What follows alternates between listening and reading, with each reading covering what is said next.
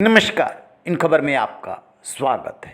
Israel और चरमपंथी संगठन Hamas के बीच जंग का आज 8वां दिन है। शुरू के 2 दिनों तक हमास ने उत्पात मचाया था, काफ़ी संख्या में इजरायलियों को बंधक बना लिया था, उनके साथ अत्याचार किया था, महिलाओं को नग्न करके परेड कराई थी और लोगों को बंधक बना लिया था।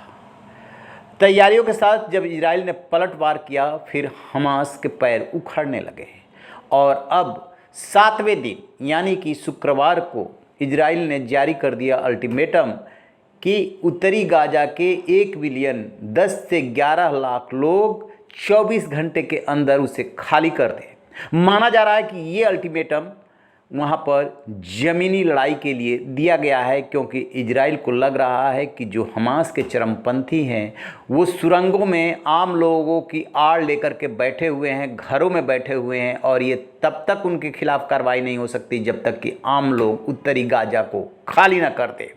जैसे ही 24 घंटे का अल्टीमेटम जारी हुआ, लोग वहाँ से भागने लगे।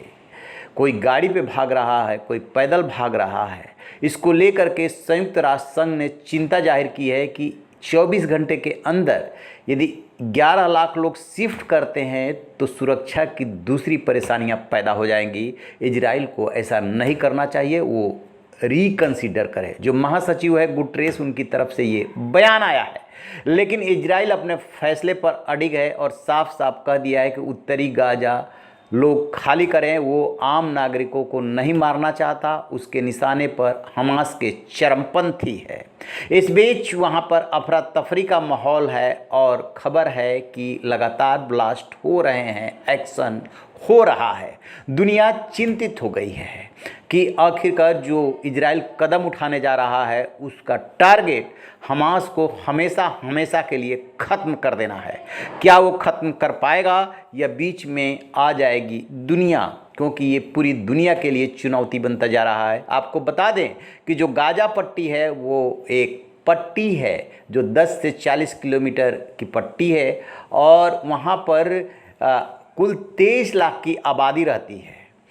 इस पर हमास का कब्जा है, हमास का नियंत्रण है, यानी चरमपंथी संगठन का। यहाँ ऐसी कोई सरकार नहीं है जिसे कि मान्यता प्राप्त हो। वेस्टलैंड में सरकार है जिसको मान्यता प्राप्त है, लेकिन गाजा पट्टी में नहीं है।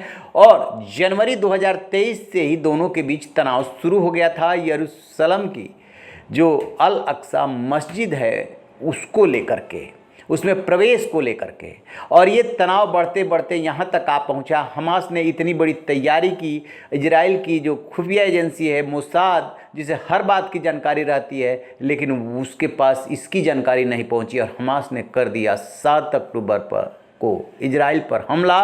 उसके बाद इजराइल ने तैयारी के साथ रिटेलिएट किया और अब त्राह त्राह मची हुई है।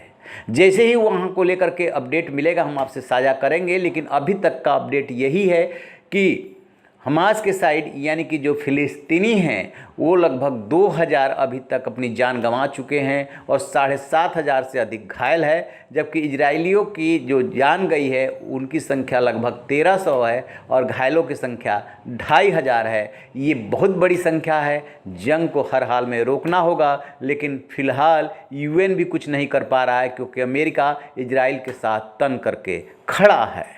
रहिए बेखबर, देखते रहिए इन खबर।